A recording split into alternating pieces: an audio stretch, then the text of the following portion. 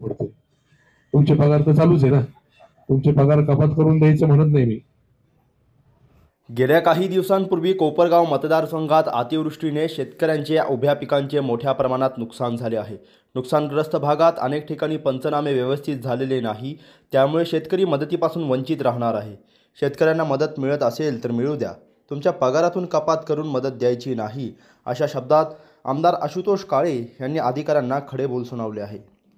सोमवार दिनांक 13 ऑक्टोबर रोजी पंचायत समितीच्या सर्व विभागातील तसेच पशुसंवर्धन व शासकीय पशुपैदास केंद्र वळूमाता या विभागासंदर्भातील नागरिकांच्या विविध समस्या व अडचणी सोडवण्यासाठी आमदार आशुतोष काळे यांनी जनता दरबार घेऊन उपस्थित अधिकाऱ्यांना सूचना केल्या.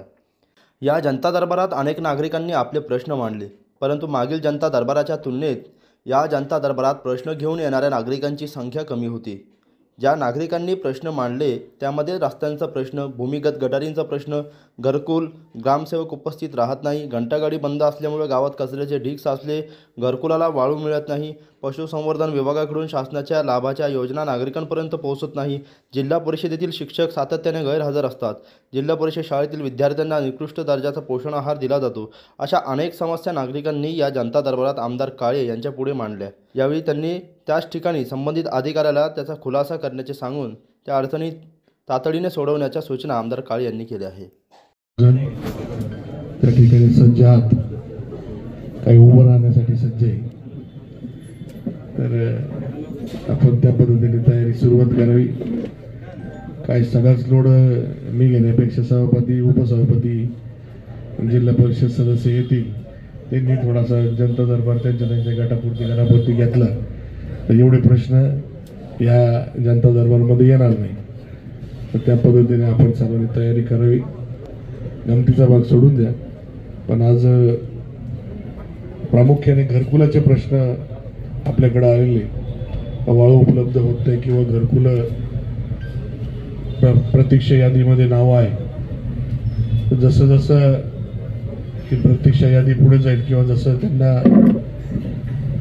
टार्गेट मिळेल, काय तुम्ही एवढे घरकुलं करा, त्या पद्धतीने पुढे घरकुलं होतील.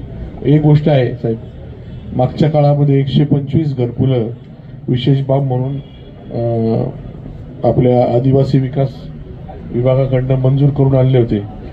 त्याचं काही तुम्ही पुढं फॉलोअप घ्या आणि आपल्या आदिवासी बांधवांना तरी ते 125 घरकुलं अतिरिक्त मिळते. त्याची ऑर्डरची कॉपी द्या त्यांना साहेबांना.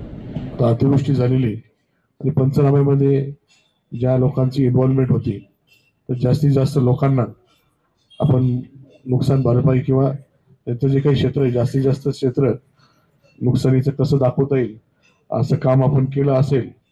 पण तरी देखील मला 3 गावांमधून आज पुन्हा एकदा तक्रारी आलेल्या आहे. अंजनापूर, रांजणगाव, देशमुख आणि शहापूर, हे 3-4 गावांमधून तक्रारी आल्या का आपले पंचनामे व्यवस्थित झालेले नाहीये. मी तहसीलदार साहेबांनाही कानावर घातलं, तुमच्यापैकी कोण असेल या 4-5 गावांमध्ये तर ते पंचनामे व्यवस्थित न झाल्यामुळं आता जी काही मदत दिवाळीच्या अगोदर येईल, तर दिवाळीच्या मदतीमध्ये हे लोक हुकतील असं मला वाटतंय आणि विनाकारण तो दोष माझ्यावर येईल. तर काही जरी झालं का आमदार काही झोपले होते का, हे आपण खरं म्हणजे ठीक आहे, मी म्हणत नाही का 100% सगळ्यांचे नुकसान झालं असेल, 10-20% लोकांचं नसेलही झालं, पण आता मदत जर येऊ राहिली तर सगळ्यांना दिली तर काय फरक पडतो. तुमचे पगार तर चालूच आहे ना, तुमचे पगार कपात करून द्यायचं म्हणत नाही मी. तुम्हाला पगाराचा विषय काढला तर एकदम वाईट वाटायला लागलं काय, तर तुमच्या कुठल्याही अडचणी किंवा तुमच्यावर आल्यानंतर तुम्ही स्वाभाविक तुमचा आवाज उठवणारच आहे. शेतकऱ्यांसाठी कधीतरी म्हणजे हे आसमानी संकट आहे.